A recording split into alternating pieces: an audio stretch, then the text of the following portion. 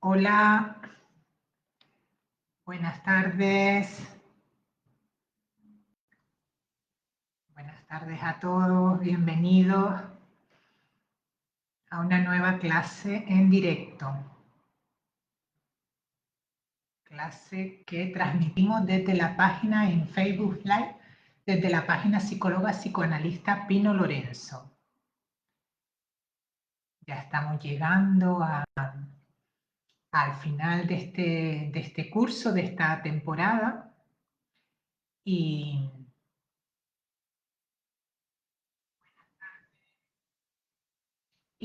para seguir el próximo curso con con la obra o el curso sobre la obra de Sigmund Freud. Recuerden que venimos quincenalmente trabajando los textos de Freud.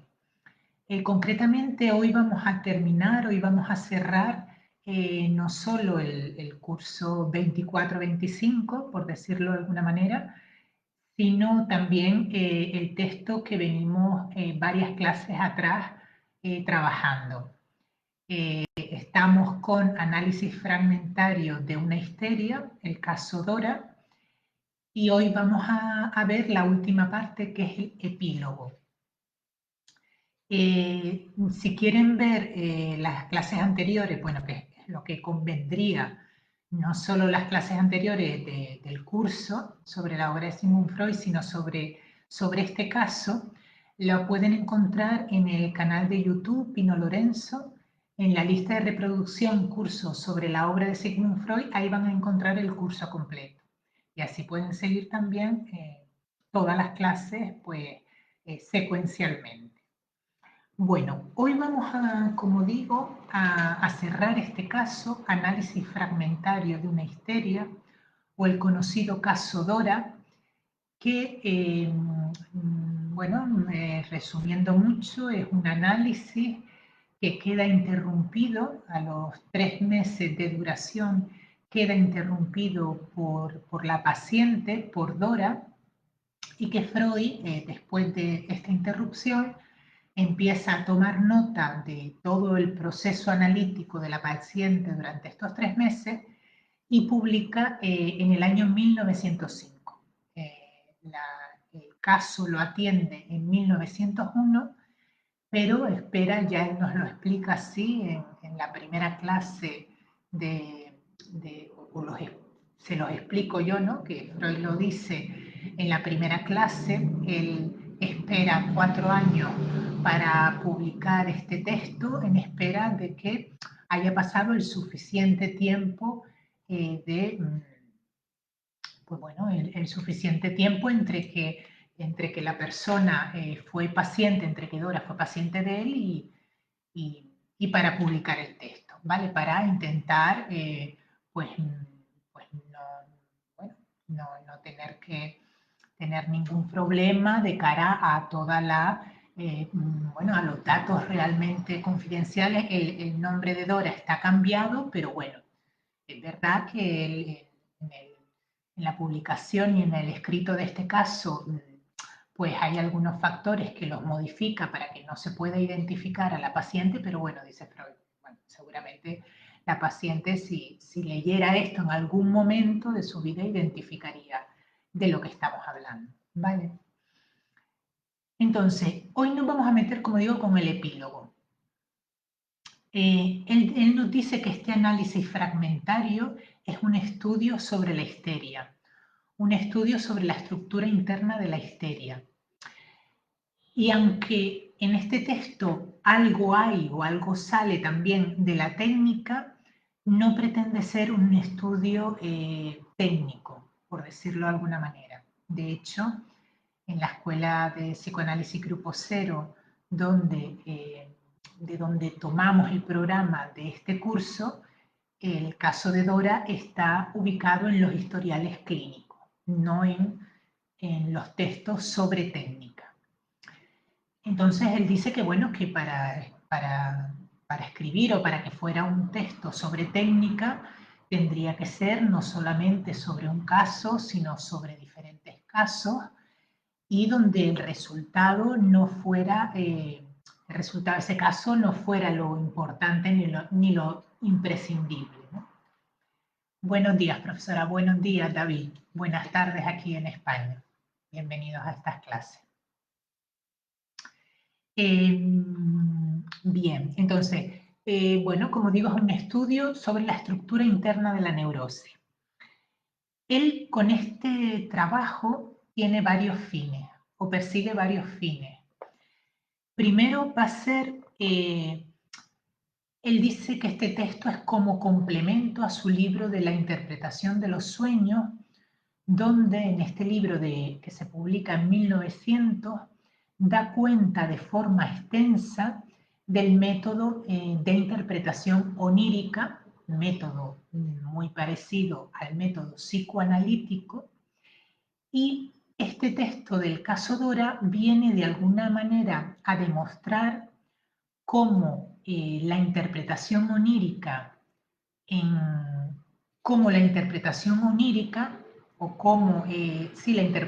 de los sueños nos puede ayudar en el caso a la resolución del caso o a llegar a encontrar un sentido a los síntomas que presenta la paciente. Entonces es un caso donde se demuestra la importancia de la interpretación onírica. De hecho, en el texto va a analizar dos sueños de Dora, que son justo las dos clases anteriores, una clase es un primer sueño y otra clase es el segundo sueño, y cómo a lo largo de ese análisis de ese sueño va, pues como digo, descubriendo el sentido de los síntomas de Dora y nos van pues mostrando luz sobre este caso ciertamente complejo, ¿no?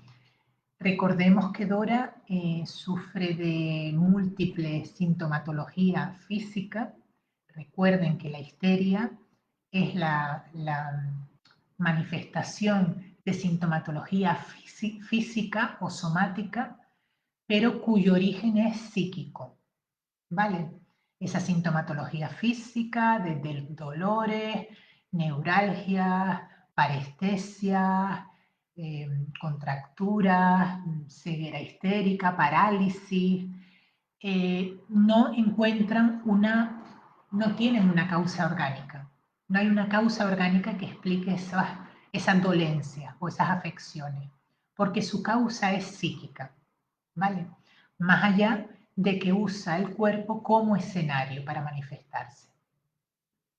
Bien, como digo, entre los fines de esta publicación estaría pues demostrar la importancia de, como él llama, el arte onirocrítico, también despertar el interés hacia toda una serie de circunstancias desconocidas hoy en día para la ciencia en cuanto a lo referente a este padecimiento que es la histeria. Pensemos que esto lo dice Freud, lo escribe, y lo acabo de decir textual, en el año 1905, cuando se publica este texto. Pero hoy en día, si no recurrimos a la obra de Sigmund Freud, al psicoanálisis, no hay manera de que podamos dar cuenta del fenómeno histérico, o más que del fenómeno de la estructura histérica. No hay manera de dar cuenta, ni desde la medicina, ni desde la psicología, ni desde la filosofía. ¿Vale? Tenemos que estudiar en profundidad el psicoanálisis para poder dar cuenta la teoría da cuenta, poder tratar y poder curar la histeria. ¿Vale? O sea, que esto que estoy diciendo me parece que es de una importancia bastante grande. Hoy en día, las pacientes histéricas siguen, rulando por diferentes despachos médicos sin que su dolencia sea adecuadamente diagnosticada, ¿vale? Bien. Y en tercer lugar, nos dice Freud, otro de los objetivos de este texto va a ser también demostrar que la sexualidad constituye la fuerza impulsora de cada uno de los síntomas de la histeria. Los fenómenos patológicos de la psiconeurosis y de las neurosis, y entre ellas, entre la psiconeurosis y la histeria, constituyen la actividad sexual de los enfermos. Ya en este momento, cuando Freud publica este texto, 1905, este mismo año también se publica el texto tan importante en la teoría del inconsciente y en la ciencia psicoanalítica, como es Tres ensayos para una teoría sexual, que se publica en 1905. Y donde en este texto Freud nos va a hablar de la importancia de la sexualidad en el aparato psíquico humano y de los productos patológicos que son en la psiconeurosis y en la neurosis satisfacciones sustitutivas sexuales, nos dice Freud. Son manifestaciones de la sexualidad del sujeto. Imagínense, ¿no? Con esto que les estoy diciendo, el nivel de construcción teórica absolutamente diferente a cómo desde la medicina, por ejemplo, se puede ver y tratar a estas pacientes. ¿Vale? Bien.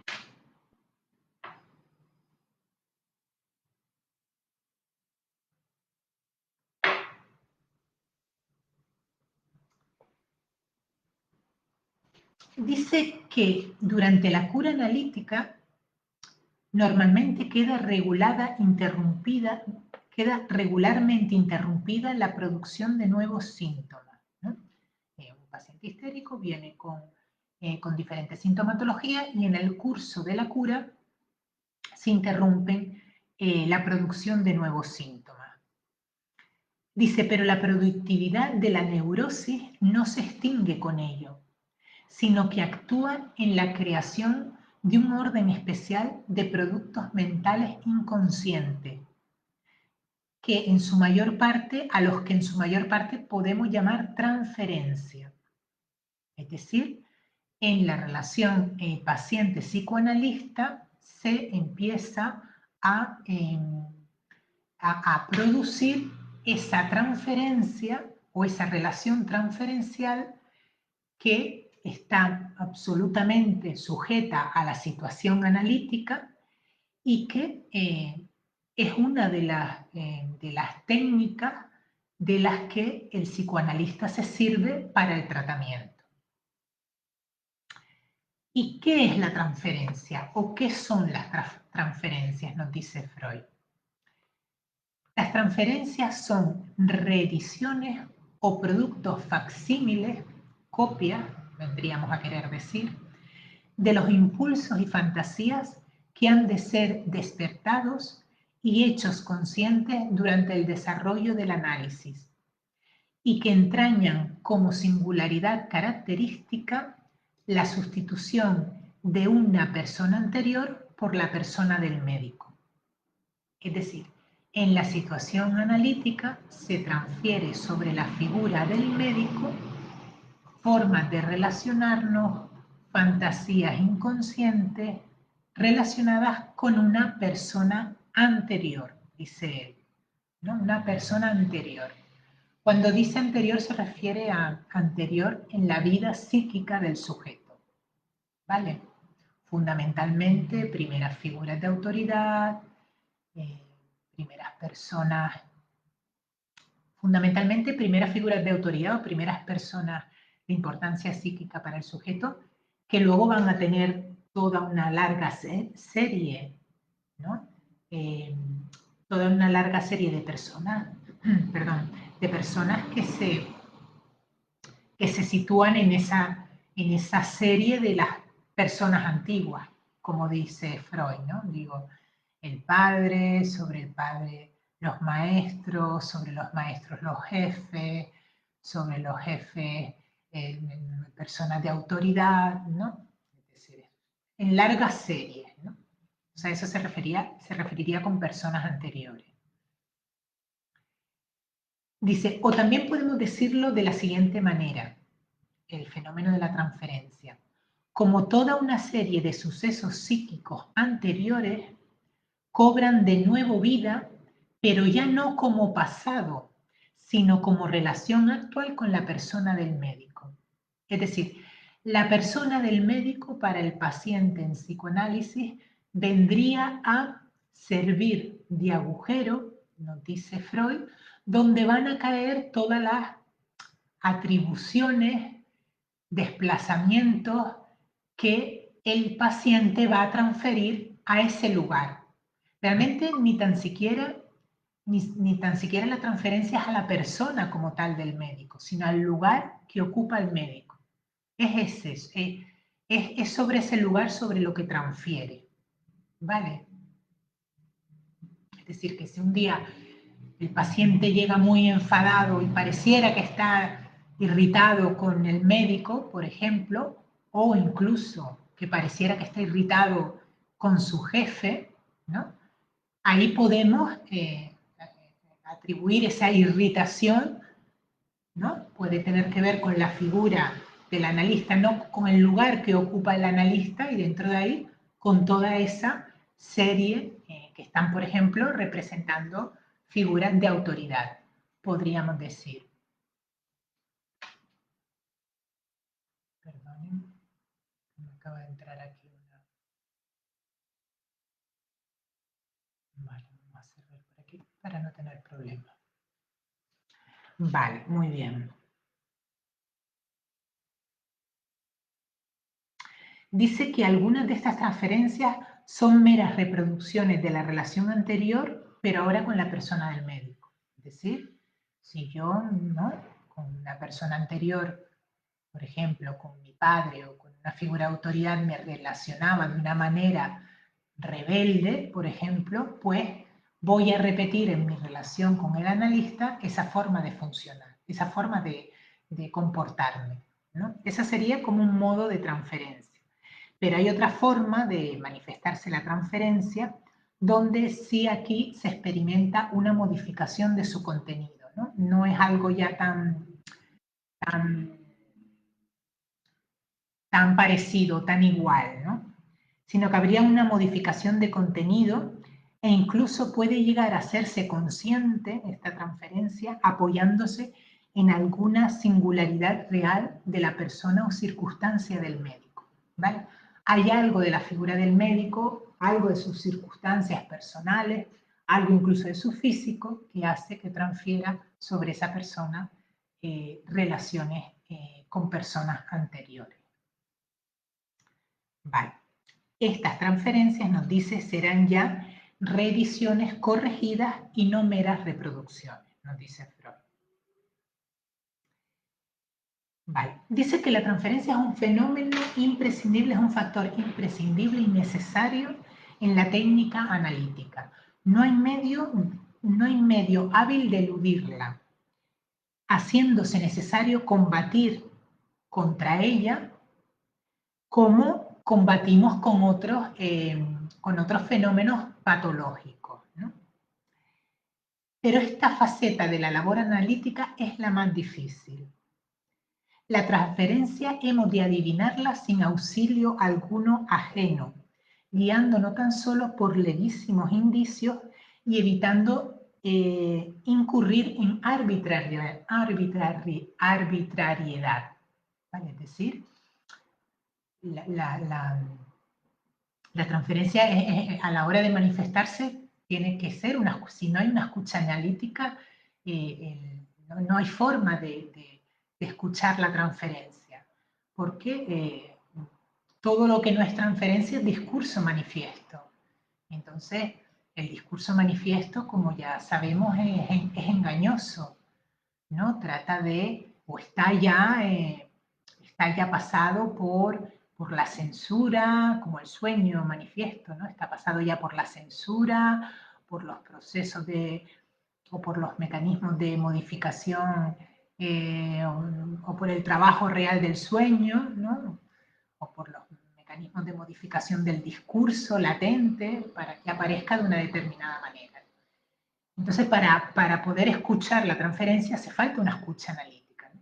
Por eso, lo tan distinto y tan diferente del tratamiento psicoanalítico con la medicina y con la psicología, ¿no? Donde ahí no hay, ahí lo que comanda en esas otras ciencias es el discurso manifiesto.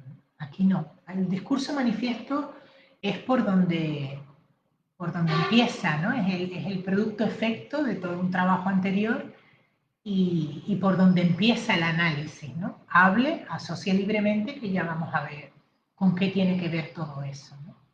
Entonces, bueno, como digo, es importantísima la escucha analítica, ¿no? Para poder utilizar la transferencia como técnica, ¿no? Vale. Muy bien. Dice bueno, pero que la transferencia, aunque sea un elemento difícil, no hace más penosa la labor del médico, ¿no? Para el cual puede ser indiferente que el impulso que el enfermo ha de vencer se refiera a su persona o se refiera a otra persona anterior, ¿no? Ni tampoco impone al paciente rendimiento alguno nuevo que no hubiera tenido que realizar sin él. Es decir, está ahí, nos podemos servir de ella, servirse de ella sería lo adecuado, ¿no? O más que servirse de ella, interpretar en transferencia sería lo adecuado, pero no hace más penosa la labor del médico, ¿no? Dice que de hecho la curación de casos de neurosis en sanatorios donde no se practica el método psicoanalítico ya nos muestra como que la transferencia también está en esas circunstancias, ¿no? Es decir, la transferencia no es un concepto del psicoanálisis, ¿no? O no es un concepto producido por el psicoanálisis. La transferencia se da en todas las relaciones de una cierta importancia en la vida de los sujetos, ¿no? Solo que el psicoanalista estudia en profundidad y se sirve de la transferencia para el tratamiento psicoanalítico, para el psicoanálisis del paciente. Se sirve de ella, la utiliza, ¿no? En otros casos no es utilizada esa transferencia, ¿vale? Cuando esa transferencia es positiva, por ejemplo, con un médico, ¿no? Vamos a un médico y por lo que sea, por algún rasgo que tiene ese médico, por alguna cualidad determinada, ya le atribuimos o ya sentimos hacia ese médico una transferencia positiva, amigable, optimista, ¿no? Y ya cualquier cosa que nos diga ese médico se pone a favor en nosotros, a favor de la cura, ¿no? Eso ocurre en entornos fuera del psicoanálisis. ¿Qué ocurre? Que en el psicoanálisis no solo va a estar, o no solo va a operar la transferencia positiva, sino también la transferencia negativa o hostil, podríamos decir, ¿no? Es decir, también el psicoanalista tiene que operar con esa transferencia hostil del paciente, ¿no? Que se puede manifestar de muy diversas formas, en el retraso del pago de las sesiones psicoanalíticas, en llegar tarde, en no asociar libremente, ¿no? Ante la indicación del analista, en no tumbarse en el diván o no querer tumbarse en el diván. Hay muchas maneras, ¿no? Cuando en otros contextos médicos, por ejemplo, si no hay esa transferencia positiva que me hace que yo siga las indicaciones del médico, siga el tratamiento como el médico me lo ha prescrito, si no hay esa transferencia positiva o hay una corriente de antipatía o negativa hacia ese médico, lo que hace el sujeto es deja de ir, ¿no? Ya no sigue las indicaciones médicas y deja de ir. En el psicoanálisis, cuando aparece la transferencia negativa, el psicoanálisis se sirve también de la transferencia negativa para trabajar, ¿vale? Para psicoanalizar a su paciente, ¿vale? Y yo diría casi bueno, bueno, no lo sé, quizá ahora estoy hablando de mi propia transferencia, Pero bueno, ¿no? Que la transferencia negativa, pues también es abundante, ¿no? Digo, que también luego hay una cosa en todo sujeto bueno, una cosa narcisista, lógicamente en unos sujetos se manifestará más intensamente que en otros, de querer hacerlo solo, ¿no? Esta cosa que tiene el niño de, no, déjame hacerlo solo, ¿no? Cosa absolutamente necesaria que le lleva a tener cada vez más grados de autonomía en su vida, ¿no? Entonces, también en el psicoanálisis se pone de manifiesto que a través de otro me sirvo del psicoanálisis, ¿no? Y que es con otro con el que puedo más que solo. Y a veces eso para nuestro narcisismo pudiera ser, pudiera ser producto de una corriente hostil hacia el psicoanálisis, hacia el psicoanalista, hacia la figura del médico psicoanalista. ¿Vale? Bueno, como decía, el tratamiento psicoanalítico no crea la transferencia, se limita a descubrirla como descubre otras tantas cosas ocultas de la vida psíquica. Vale. Entonces ahora todo esto dice, ¿por qué les hablo de la transferencia? ¿No? Recuerden que estamos en el epílogo del caso de Dora. Y se les hablo de todo esto porque resulta posible explicar las singularidades del caso Dora teniendo en cuenta la transferencia. No conseguí, nos dice Freud, adueñarme a tiempo de la transferencia. La buena voluntad con la que Dora puso a mi disposición en el tratamiento una parte del material patológico me hizo olvidar la precaución de atender a los primeros signos de transferencia, que me preparaba con otra parte desconocida para mí del mismo material. Había muchos indicios de esa transferencia de Dora hacia Freud, de las cuales Freud no se dio cuenta, no pudo trabajarla. Al principio se advertía claramente que yo sustituía para ella en la fantasía a su padre, como era natural, dada la diferencia de edad entre nuestras edades respectivas. Dora me comparaba de continuo conscientemente con él, con su padre, buscando siempre convencerse de mi sinceridad en lo que le decía.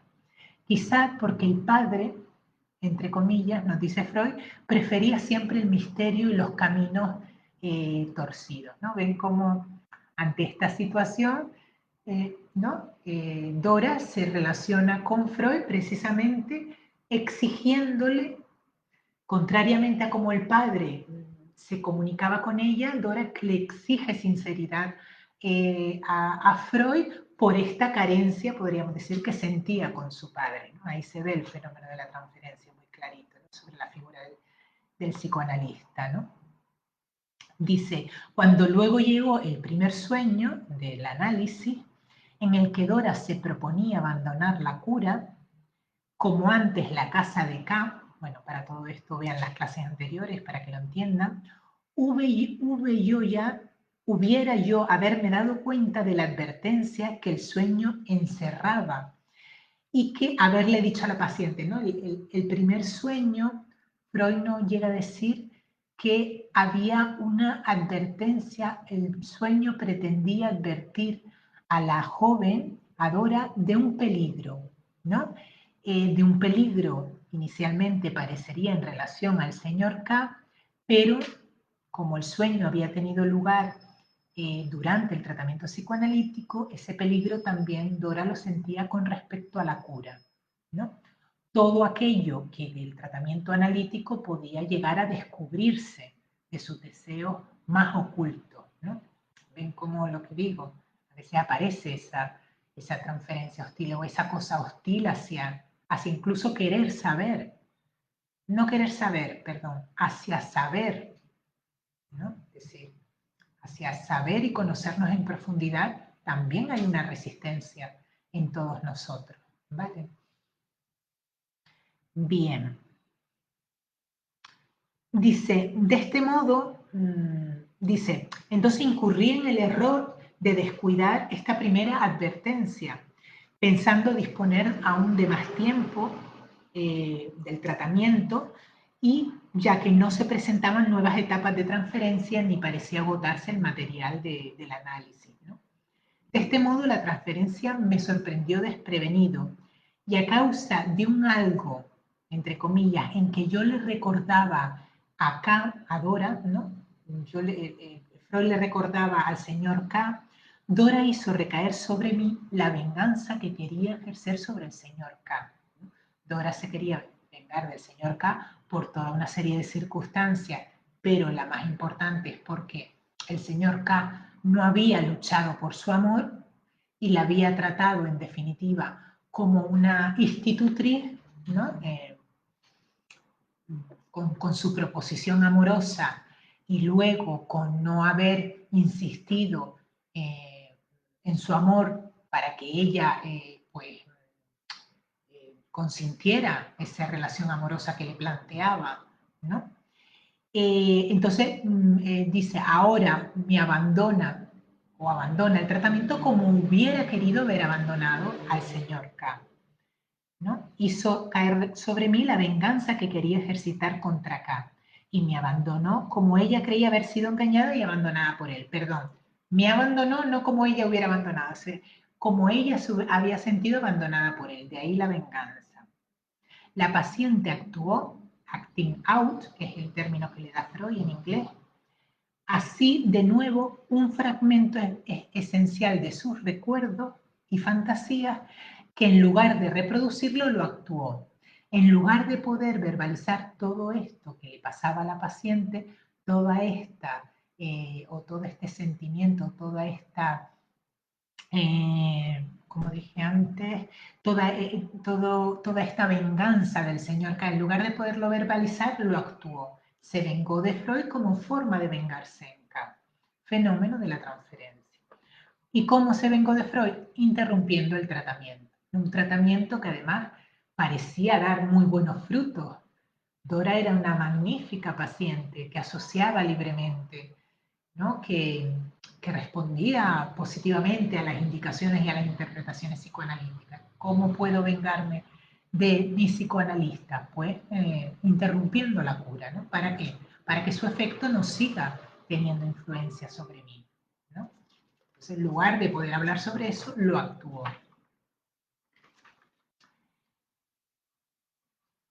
Dice que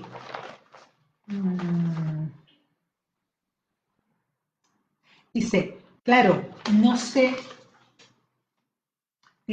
naturalmente qué podría ser aquello que había servido de punto de partida para la transferencia. Sospecho que tenía alguna relación con el dinero o que eran celos de otra paciente, ¿no? Que Dora había sentido en el caso de Freud, ¿no? Que después de su curación había continuado tratando a mi familia, ¿no?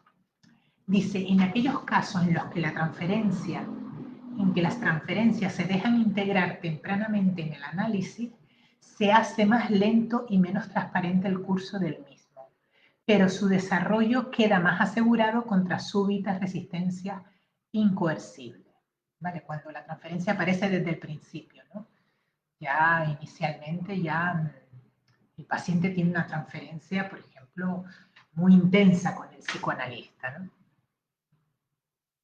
Dice, en el segundo sueño de Dora, la transferencia aparece representada por varias alusiones clarísimas. Cuando me lo relató, no sabía yo aún, hasta 2 días después no lo supe, que solo teníamos ante nosotros 2 horas de trabajo, ¿no? Porque en la última sesión, Dora le comunica a Freud que esa va a ser la última sesión, que ya no va a venir más. Y Freud le dice, bueno, vale, pero todavía nos queda esta sesión de trabajo. Entonces, Freud no sabía que las anteriores habían sido las 2 últimas horas de trabajo. Dice, 2 horas de trabajo el mismo tiempo que la sujeto había permanecido ante la Madonna Sistina, esto tiene que ver con el análisis del segundo sueño, para si ven la clase, y el mismo tiempo que mediante una corrección primero habían sido 2 horas y media para luego decir 2 horas, había convertido en medida de tiempo necesario para retornar a pie a L bordeando el lago, en la escena del lago. También habían sido 2 horas. La espera del sueño, una espera que hay en el sueño, que se refería inicialmente al joven ingeniero residente en Alemania y procedía de su propia espera hasta que el señor K pudiera pedirle matrimonio, se había exteriorizado algunos días antes de la transferencia. La cura se le hacía demasiado larga, decía Dora en su análisis, ¿no? Realmente lo que se le estaba haciendo larga no era la cura, sino la espera. Inicialmente pareciera del joven ingeniero, pero que en el fondo era la espera de que el señor K la pidiera en matrimonio, ¿no? ¿No?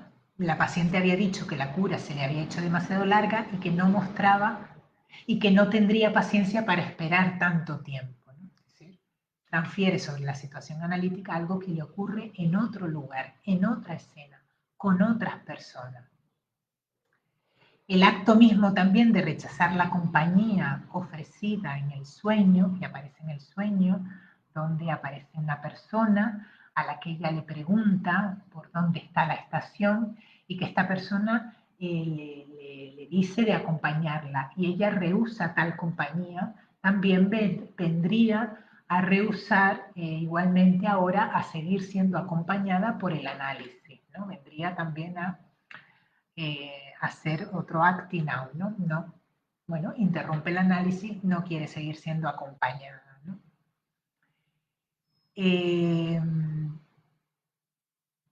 Y dice que su significación de todo esto sería la siguiente: puesto que todos los hombres son tan asquerosos, dice Freud, prefiero no casarme y por tanto tal es mi venganza, ¿no? Con respecto en este caso al señor K, pero por transferencia toca otras figuras, ¿no? Entre ellas la figura del analista.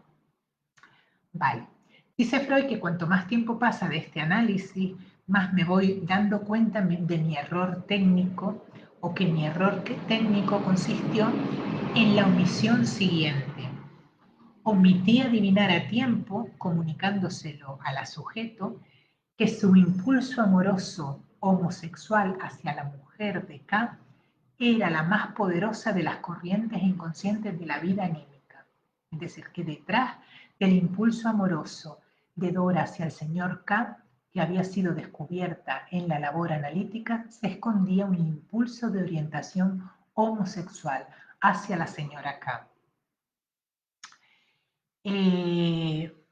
Dice, hubiera debido adivinar, dice Freud, que solo la mujer de K podría ser la fuente principal de los conocimientos que Dora tenía en materia sexual, la misma persona que luego la había acusado de abrigar un excesivo interés por tales cuestiones. El segundo sueño ya me lo reveló así: el ansia de venganza. El segundo sueño, si el primer sueño lo que había era un temor ante un peligro, lo que venía a representar el primer sueño era un temor ante un peligro, en el segundo sueño, el sentido del segundo sueño es el de una venganza.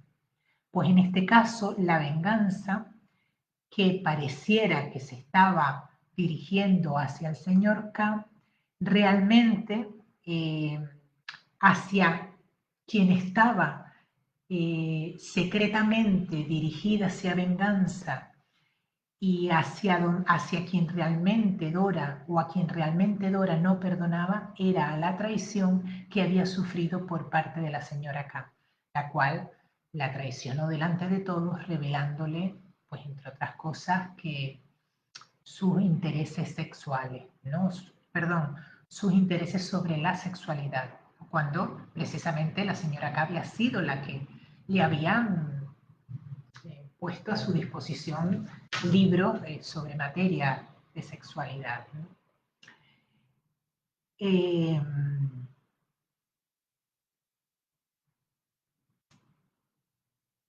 Entonces dice, ¿no?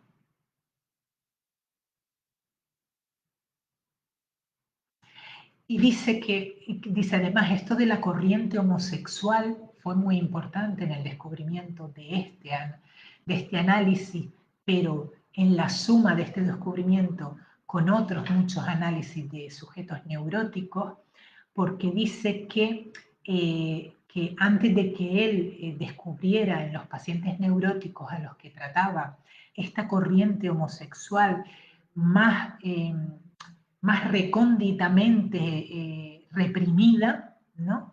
Él se veía en una total confusión y detención de muchos tratamientos, ¿no? Hasta que no dio con esta corriente homosexual, como digo, muy reprimida, no pudo empezar a entender muchos de los tratamientos y muchas de las cosas que le pasaban a los neuróticos que él trataba, ¿no? Con lo cual, este caso viene a ser un nuevo caso que demuestra esta máxima, podríamos decir, ¿no? de esta corriente homosexual primitivamente reprimida, ¿no? Corriente homosexual en el caso de Dora, que es hacia la mujer, ¿no? Todo lo relacionado con la mujer estaba reprimido en Dora, mucho más que con el hombre, aunque con el hombre estaba, con la figura del hombre, ¿no? Como hombre. Aunque con el hombre estaba reprimido, todavía estaba más fuerte reprimido hacia la mujer. Podríamos decir que era lo que estaba realmente reprimido, ¿no? Vale.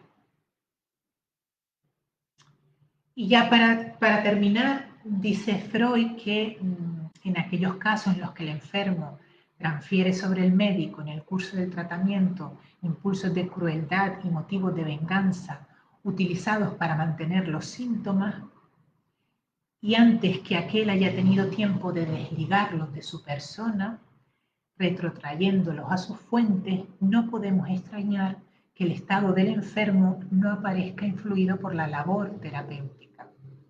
En efecto, ¿qué venganza mejor para el enfermo que mostrar en su propia persona cuán impotente e incapaz es el médico, ¿no?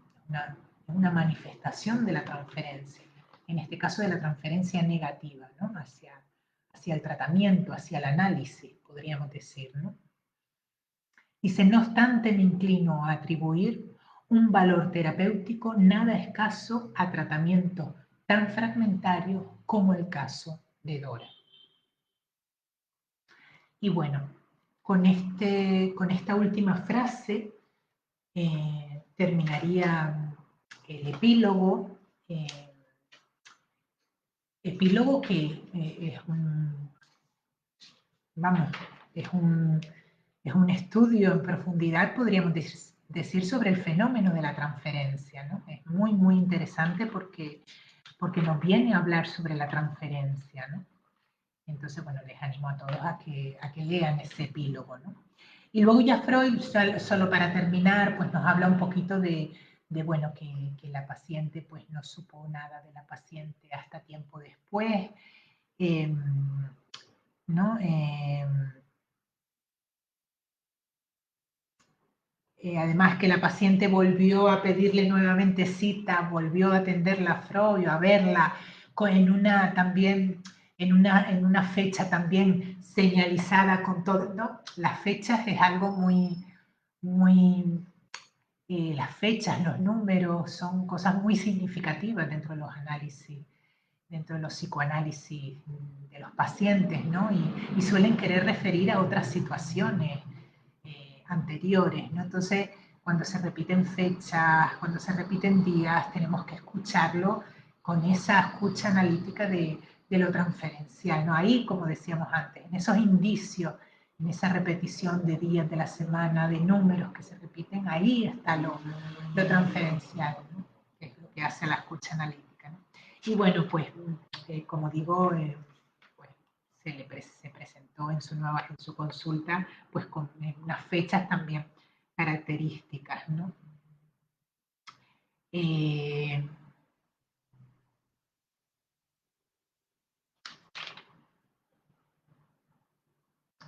Bueno, le cuenta, ¿no? Dice que en un momento dado le cuenta ahora que había sufrido un nuevo episodio de afonía en ese tiempo, y dice que Freud le dice a Dora que cuál podía haber sido la causa de tal acceso. Dice que al principio se limitó a manifestar que había sido consecuencia del susto experimentado al presenciar en la calle un atropello, pero después de algunas vacilaciones, acabó por confesar que el atropello había sido el propio K. Lo había encontrado una tarde en una calle de mucho tránsito y K la había visto en el momento en que cruzaba la calzada y se había detenido de pronto tan impresionado y aturdido que se dejó derribar por un coche. Afortunadamente no sufrió lesión alguna y Dora le vio levantarse del suelo y seguir andando, totalmente indemne. La sujeto experimentaba aún alguna emoción cuando oía hablar de las relaciones de su padre con la mujer de K. ¿No? Entonces, bueno, pues a partir de ese suceso del señor K es como que aquello le impresionó y tuvo nuevamente un episodio de afonía, ¿no? Afonía que luego desapareció. Y bueno, pues...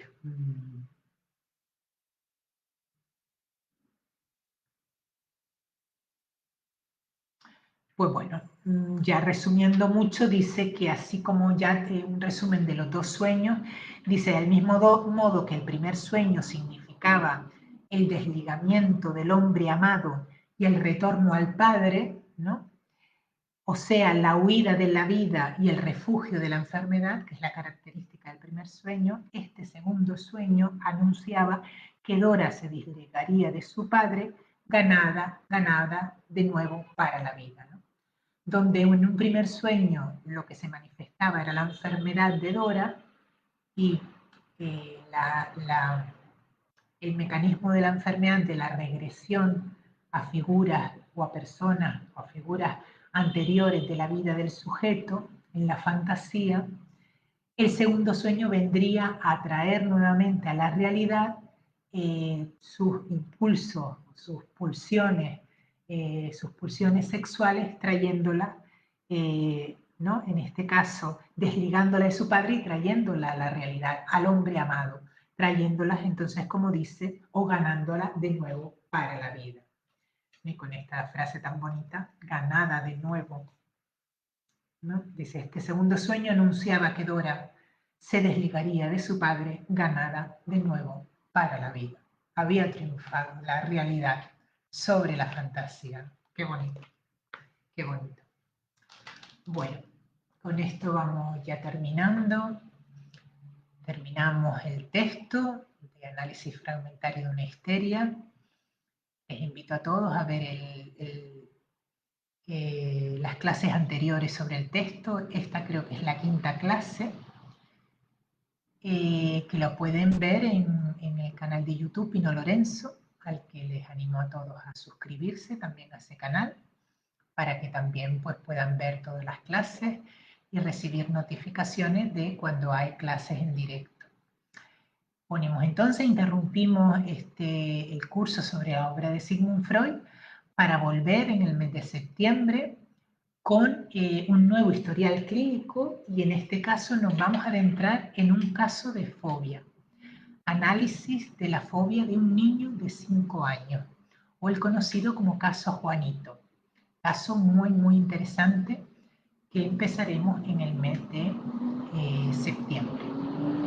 Bueno, no sé si hubiera alguna pregunta que quisieran formular antes de interrumpir esta misión. Y si no, seguimos la próxima.